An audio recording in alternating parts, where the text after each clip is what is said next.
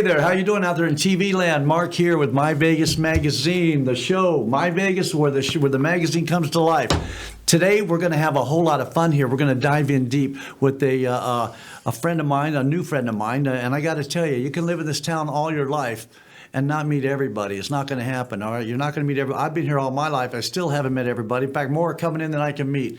But it's amazing. Vegas is on a big boom. It's blowing up. But I got lucky today because I got to meet a wonderful lady here named Theresa, and we just met a little bit before the show, and we're talking a little bit, and I'd like you to meet her too. Theresa, who is a real estate professional here in Las Vegas. Yes. And have been for how many years? 12 years. Just over 12 years. For 12 years doing real estate, and I want to dive into that stuff, but I before the show started, I was asking her, where did you come from? And because, you know, there's a thing called the 7% Club.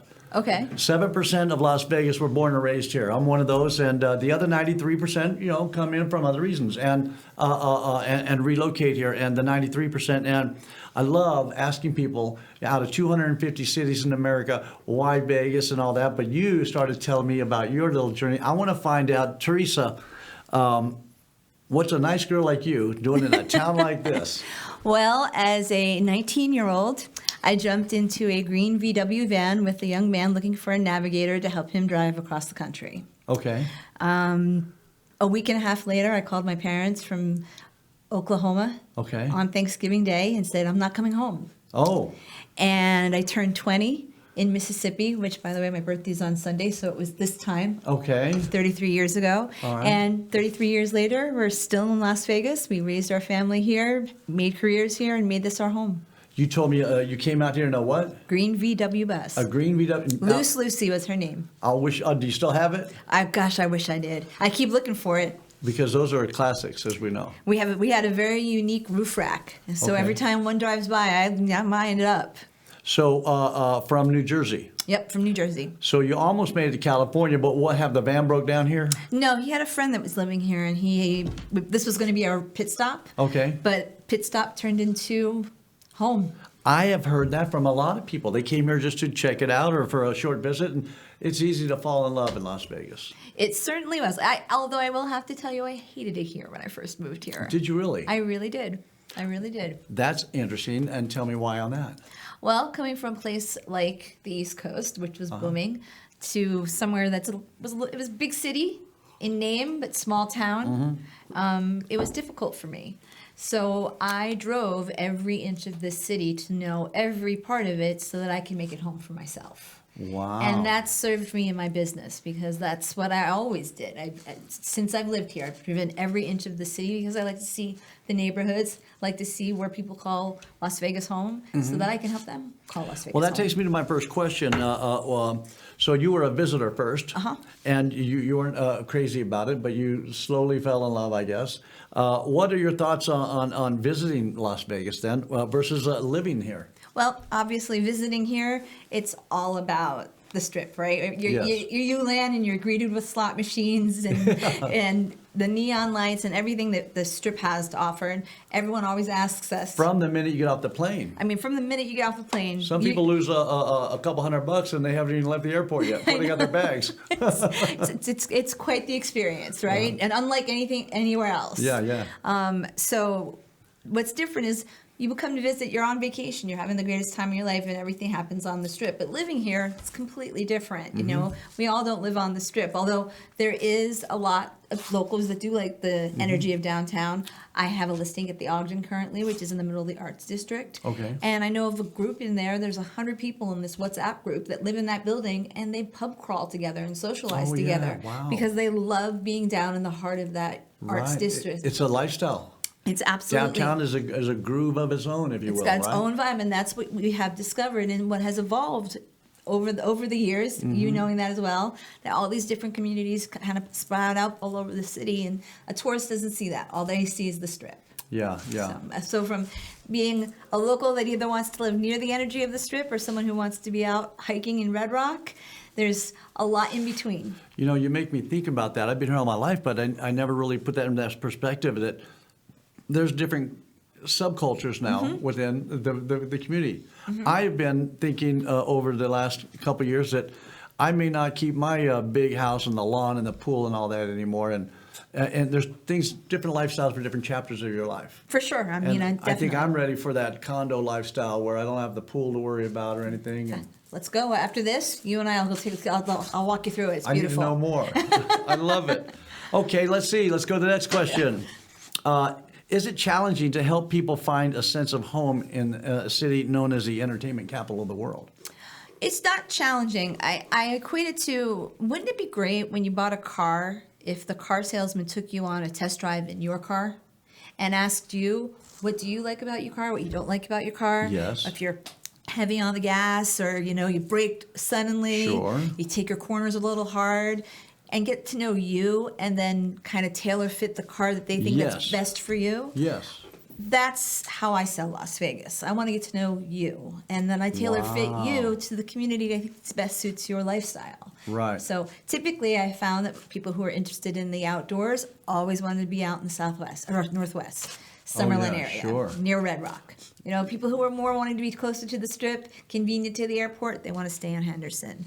So there's just so many different subcultures Yeah. that really digging in deep and getting to know my clients and what their needs and wants are helps me help them find where they want to live. Right. I often thought, when I was 21, I had sold a little real estate myself for a couple of years, but my life took me in the direction of the publishing business. And but I remember I had a process in my mind that I wanted to actually go to their home and see what they lived like That's a good idea too. and see their house, because I wanted to move them up. I know if I didn't want to show them houses that were worse than where they're living, they wanted to move up, right? Like that's the American way, right? To move up. And so I found it important to get to know them and see their house and see. So when I show them, when I go out and find them 5 or 6 houses to look at, it's going to be something to go, wow, I want to wow them.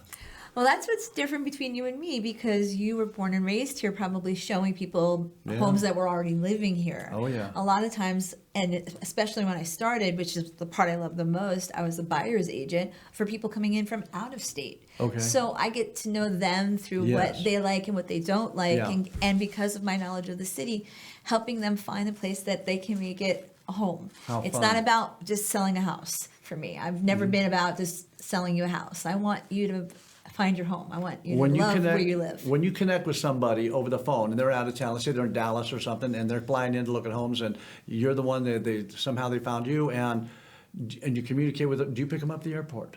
I have. Isn't that nice? Pick them I up at the airport, have. take them to their hotel, say, I'll see you tomorrow morning, we're going out. I have spent entire weekends with people. In fact, on Sunday, which is my birthday, one of my clients is making me a birthday dinner. Oh. So yes, I have very deep relationships with all of my clients. I love that. I love that. All right. Well, that's cool. I have another question here for you. It's kind of interesting here. I'm going to get rid of that one because this one's really cool. Okay. My assistant told me that you've got something going on with this hidden identity in Las Vegas. And I don't even know what that is. But and I've been here all my life, but I'm dying to hear what this is all about. Does Las Vegas have a hidden identity? I believe it does. Like we said, what's the first question you get when people say, "Where are you from?" And you say Las Vegas. They say, "Do you live on the Strip?" Yeah. And no, we don't live on the Strip. We live in all the other places that are here in town. So we have many places that have hidden identities, like Liberace, where Liberace Museum is, and that entire area. Paradise Palms, where they shot a lot of the scenes in Casino. Oh, yeah. You've got Summerlin, which is becoming a crazy booming place. It went from being a very popular destination to the destination. Now we see everything happening in Southern Highlands of what's called West Henderson, which cracks me up because who would have thought we would have had a West Henderson? These are all little hidden identities of neighborhoods in the city that all have their own unique culture and unique community. Wow. So elaborate a little bit more deeper on the hidden identity. Okay, so when I think of a hidden identity, let me focus on Paradise Palms. Okay. That's very mid-century centered. And if you're looking for that mid-century vibe, that's the place you want to be looking at. Anywhere around in that area, because that was typically, those homes were all built in the 50s and the 60s, and a lot of them have stayed true to that charm. So that's a hidden identity neighborhood that maybe somebody wouldn't know about. I see. Now, where is Paradise Palms? That is right next to the Las Vegas Golf Course, over off of Desert Springs and Flamingo area, near Sunrise Hospital. Okay. Oh, yeah. Behind Sunrise Hospital. Yeah, right back in there. Oh, sure. And then you've got the Scotch 80s, and you've got the Rancho estates that are all on Alta that are beautiful and huge. And I got to once stand in Andrew Dice Clay's closet because I showed his house. Really?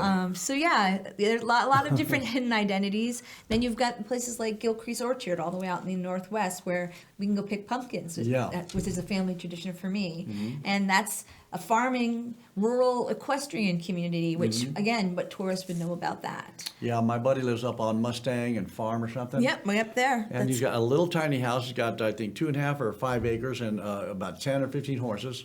Exactly. And he boards them for his, he's only one of them is his, the other he boards. You know, I mean, we've seen pictures of people going through the drive-through on their horses in Vegas today. Oh, so wow. it's a crazy town.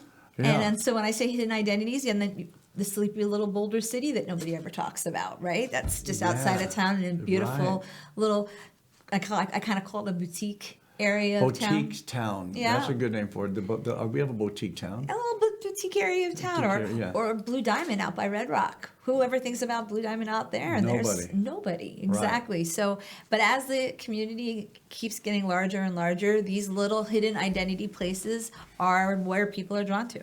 Well, I like that. Now I get it. Hidden identities. You're talking about neighborhoods. I'm talking about neighborhoods and communities. Neighborhoods with little hidden identities. I don't know what mine is. I don't know if mine's hidden or mine's wide open. Well, you got to tell me where you live. I'm over by Trop and 215 area. I call that the 215 corridor. Oh, really? Yeah, Okay. I call that with IKEA being there and all that. That's a relatively newer part of town. Summerlin Southish is what they're calling that. So yeah, I love being. I love it because it's close to the freeway. Yeah, I can get on that 215 and two lights, and I'm there. Exactly. And I'm on the 15. Then I can be anywhere from there. And you're right next to Spanish Trails, which was the first guard-gated community in Las Vegas. Really? Yeah. I didn't know that. Yeah. Wow, I got a few friends over there too. Yeah. Yeah, that was the first guard-gated community. Okay, lovely. Let's go here with this one here. What has been your experience with the evolution of the community in Las Vegas? Well, when I came here, that was one of the things that was difficult for me to connect to because it was pretty transient at the time. But now that, especially after the recession, I feel like there was an end post-pandemic and quarantine. There's been a real initiative and a real push to support local and really dig deep into community. People want to know their neighbors. They want to know who they're living with and around. And so that evolution has been fantastic for me. I'm thrilled to be a part of that. I'm thrilled to see it happen. And it just makes all of us want to live here. And the more of us who want to live here, the more of us are going to come here and just going to keep getting bigger and bigger and greater and greater. When you say you're happy to see the evolution, are you saying that it is happening? Oh, it's happening right now, People for sure. are how are they becoming more community-minded? Well, I was just at the downtown Summerlin Farmers Market over the last couple of weekends. They had the Vintage Vegas Mart happening there at the same time. Yeah, very cute, right? It was amazing. I was blown away at how many people were there. All the vendors were local. It was fantastic. And the amount of different things that you could buy. I remember some of the first farmers markets that came out, and it was 2 or 3 booths, and this was a whole huge area. So that was awesome, and the amount of people that were there was unbelievable. Yeah. So there's one burgeoning community that's happening. And then, like I said, West Henderson, which, again, no one would have thought anything of that, but that's where the Raiders practice facility is. So a lot of the teams are moving out there. You can literally drive down the street and see them practicing. Right. And that's a wild thing to think about. How about that? I think the Vegas is with the downtown Summerlin Mall. When that first came in, I thought, what? An outdoor mall? I don't know if that's going to work. And then the district opened up in Green Valley. And now, 10 years later, I've got pictures of when the downtown Summerlin was not even ready yet, but I got the hard hat tour. So fun. But now I get it. There are communities. There are little communities. It's a place where you can feel like you're in a small town again. And they have that at downtown summer in the park thing, and the ice rink in the winter, and Exactly. and all that good stuff. And the district is doing some similar things. They also have their own events and seasonal things going on all the time. I got one more question on community, but before we do that, we're going to take a little short break here, pause for the cause, and we'll be right back after these words from our sponsor.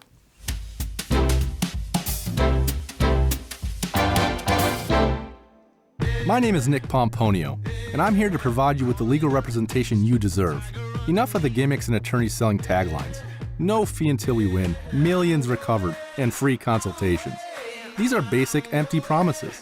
Not only will I cut you a check, but I plan on changing your life. It's time for Las Vegas to get on another level. You need an attorney who has no fear, no limit, no equal.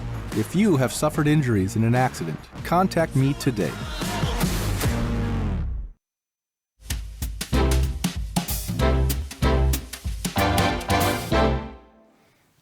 And we're back here with Theresa, the realtor, the leading realtor in Las Vegas. Let's give you a nice title there. Yeah, well, I mean, my last name is Leeds. So Theresa Leeds, leading the way in real estate. Absolutely. If you were with us before the show, we were talking right before the break. We were talking a little bit about community, and something hit me real quick. I wanted to ask you about.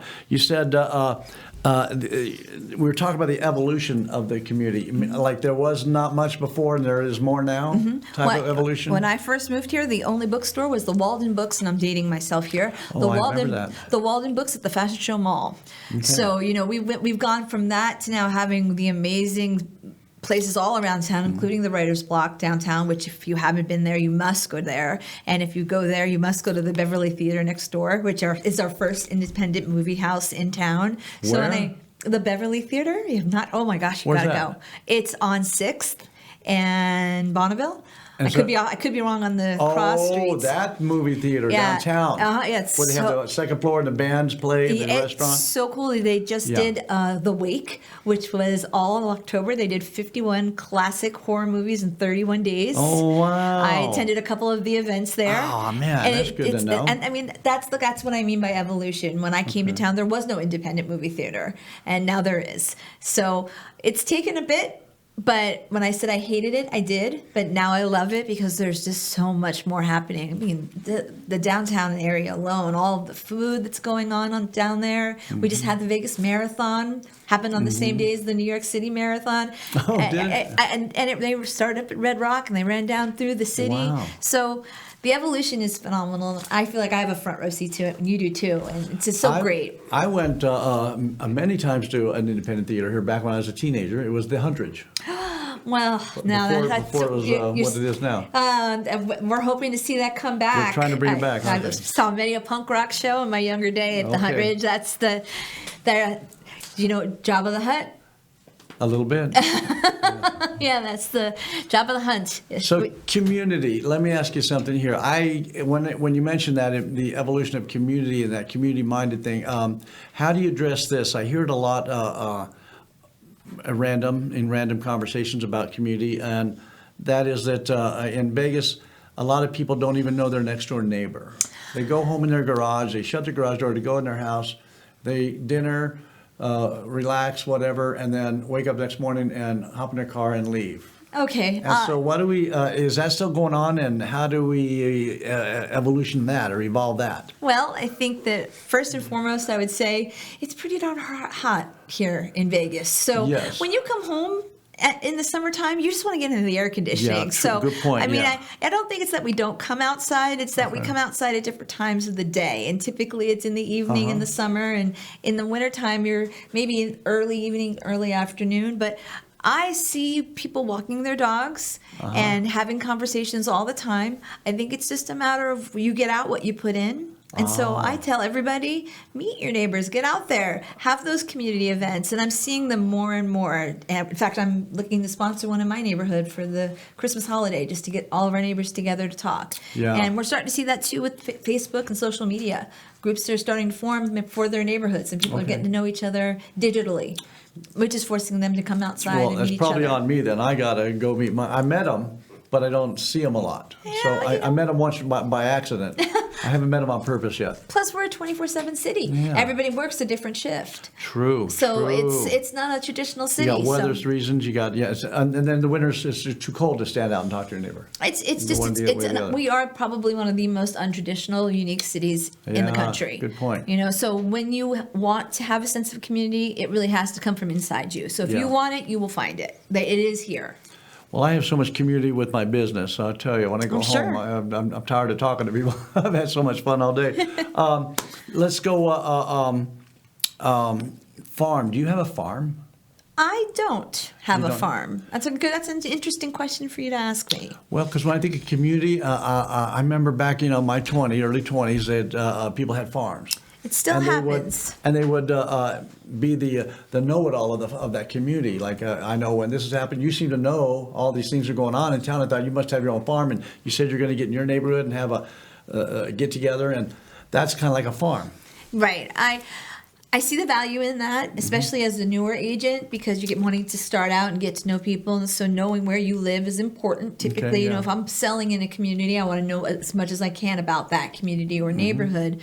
But because of the fact that I've been in town for so long, and because my hobby was driving around the city, I feel like there isn't one farm that would define me. I feel like the entire city is my farm. Okay. I like I said, everything from Boulder City to Sky Canyon, even up at Corn Creek, which is, I can't believe we're developing out there. But Yeah. with Creech and the extension of the Air Force Base, that's now become a community people are looking at living in. Mesquite, Moapa, we're having a lot of stuff happening out in Pahrump. There's just so much going on that you've got to know it all if you're going to sell Vegas. Well, those are good things to know, and you make me think of another question that's not even in the cards here. So Ooh. sometimes it's a card question. I like it. Sometimes We're it's riffing. it's right here. I have an opinion, but I want to see if you have one on this. Do you think, and now because New York has it, Houston has it, Chicago, a lot of cities, do you ever think we'll have a second airport? Absolutely. Where would it go? Well, the talk is, and it's been talked about for a long time, but they're talking south. So out by that XXYZZ was the road. That's Okay. down south is what they're talking about. They're looking to turn that into our domestic airport and making Harry Reid our international airport. Being able to handle more of the Southern California commuting and people coming into town from other cities versus international. So yeah, I do believe we will. I believe it's coming. I This do town too. we cannot, there's nowhere else for that airport to grow any, it can't get any bigger. I keep telling everybody we are like New York in the 30s, and we wish we all bought buildings or apartments in 1930 in New York City, where the values are now. Yeah. So I really believe that our city's growing, and I believe we're going to see expansion like no other in the next 15, 20 years. I hope within my lifetime I see it grow to where I expect it to be, which I anticipate at least doubling in size. And I love those glasses. Where'd you get those? I got them at Eyeglass World, local place. Those are cute. Thank you very much. I appreciate that. Suit you. Thank you. Investing locally is a huge part of building community. Would you say yes? Absolutely. And tell me why. Because these are the people that live and breathe and work around us. If we're supporting them, they're supporting us. And we want to give back. We want to make sure our communities are strong and tight-knit. And the best way to do that is to invest locally. We want to keep those places vital and thriving. And without our community input and support, they won't happen. Tony Shea was really big on that in the downtown area. Yes. And, there's a long history on him investing in making sure that community stayed up and running. And without his support, it wouldn't have. So as a community, it's our responsibility. If we want to have that community, if we want to know our neighbors, we've got to invest in our neighborhoods. Yeah. So, and you're talking about above and beyond your personal home. Well, first of all, yes, keep your home nice. Everyone, no one wants to live next to the guy with a car on the blocks. If you just buy one house and you don't invest in the community other ways, you're just living in the community. Right, and then you're not helping it grow. You're not adding to the culture and all that good stuff. and that would be the person that would say, I never get the chance to meet my neighbors. I would say, well, why aren't you outside meeting them? Here we go. Sorry. No, you're good. Guilty as charged. I got to go knock on their doors tonight. I will. Don't knock on their door. That might freak them out a little bit. But if you're in the They know driveway, me. you wave. Yeah, they knock on my door when they need an ARC signed. Oh, I see. Well, that's true. It's Yeah. an arc. So That's give an me some insightful- examples of investing locally then in your opinion. Investing locally, well, I would say first and foremost, this is a big one for me, the schools. Okay. Attending school events and getting to know the schools that are in your area, even if you don't have children. I think because of our school system, we're not ranked very high. It's I know, 50. It's like I said, that's only up from there, right? Yeah. But ultimately, it's only going to improve if we as a community start investing our time into knowing our neighbors, knowing what our challenges are, solving problems, and becoming the thing we want to be. So Wow. if you want a community, you have to be a part of the community. Right. I So love that's that. why I feel like investing is important. Well, community tips. All right, you could write a little book on that. It was important to me. I was going to raise a family here. I had to know my neighbors. I had to know who my children were going to be playing around and going to school with. Why is next question? Why is boom? Why is commitment a commitment to the community so important to you? Like I just said, I was going to raise a family here. And raising a family here meant that I needed to know where my children were going to be and who they were going to be around. And that is where it started for me. And once I started that ball rolling, it just kept going. So volunteering, going to the local businesses. We had our local restaurant that we love, whether it was Italian, Mexican, Chinese, whatever Yeah. restaurant, it was local based. We don't do franchise. I know that may not be the best thing to say, but Yeah. franchises are great. Like that Is it- homegrown stuff. But I like to invest in the people that are trying to do it all on their own, the mom Mm-hmm. and pops. And that's really important. There is when you say identity, there's a connection that happens when you make that kind of commitment. And you can't make that kind of connection with something that's owned. There's 1,000 of them across the country. So Yeah. when you're going to that one restaurant or that one coffee shop, I'll give an example, Grouchy John's. I saw them at one of their very first Fridays when it was just a table. And now they have a mom and pop shop. They have brick and mortar that we still go to. It's one of the best coffee shops in the city. Yeah, I was going to ask you. I said let's give them a shout out. That's one of them. I love Grouchy John's. I mean, like I said, from a table at First Friday to a brick and mortar, they are a great coffee shop, and that's investing, right? If I had not gone to First Friday, would never have met them. Had they not had about all of us be at their table, they wouldn't have gotten their brick and mortar, and look at where they're at now. Yeah. And then you've got James Trees with doing what he's doing at Esther's Kitchen. I mean, that's a local grown boy bringing Italian food downtown. That's No amazing. kidding. I mean, Wow. he's doing exactly what I wanted everybody else to do. I love it. Giving back. Wow. Especially wow. all you born and raised guys. Wow, I'm going to go down. I got to get downtown and check all that out then pretty soon. Well, when you come visit the Ogden, the unit I have there, and buy it from me, I'll take you to dinner. Well, if I do a condo on the strip, I'll probably be out there somewhere or in the other end of the strip, Flamingo-ish. Oh, you want to be on the other side. You want to see F1. Yeah, no, I'm not an F1 fan. I mean, that's great. They're here and all, but I just, for me, we'll see where my life goes. In the next few years, I might wind up on the strip or near the strip. Whether it's Harmon, they have some down there somewhere. Yeah, and there's that new one that's going up by the Smith Center, which is going to be phenomenal too. And that's a whole place that's going to be transforming as well. So we have the Smith Center, just that alone, a performing arts center of that yeah. quality and caliber. That when that came to the city, everything Have you changed. been to Vic's downtown? I have not yet, but the jazz group that plays there comes from our local Las LVA. Vegas Performing Arts Yeah. High School, which I think a lot of people don't know about that place too. And Yeah. the amazingly talented kids that are going to that school. Yeah, it's a great place too, Vic's. Okay, let's see. Next question here. When you say you live in Las Vegas, everyone always asks, do you live on the Strip? Yep, we talked about that. And remind us, what's your answer to that again? Well, no, it's kind of gets loud if you have to sleep next to a slot machine. So I typically say no. I don't live on the Strip, but I do talk about all of the different areas and especially the outdoor stuff. One of our favorite trips as a family is we did a kayaking down the dam. We started Colorado River? at the river. We started at the base of the dam and did Wow. 12 miles down the Colorado River did that? on the 4th of July weekend, and it was one of the most fun trips we ever had. I've gotta do that. That's amazing.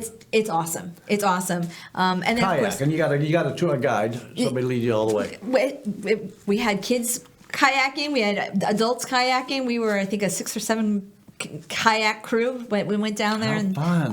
it was great, and it's a really beautiful highlight. So highly recommend that. Valley of Fire. which is just outside of town. Another Yeah, beautiful yeah. place to go look at the outdoors and see the start of color country. That's Yeah. really important in the Southwest region.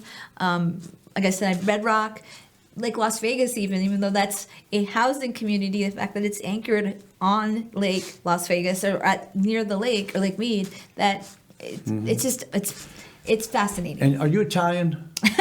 Speaking with my hands a lot. No, I'm just an East Coaster. Just an East Coaster. Okay. All right. From New Jersey, but you know everything about Vegas. It's amazing. Do you prefer buyers or sellers when it comes to real estate? That's a good question. And once you hit a certain point in your career as a real estate agent, you tend to want to be doing listings mostly. But actually, I love buyers because, like I said, I love selling Vegas. Okay. And right now, I want to sell Vegas to people who don't know about us, who yeah. don't see us as a place of all of the diversity that we have.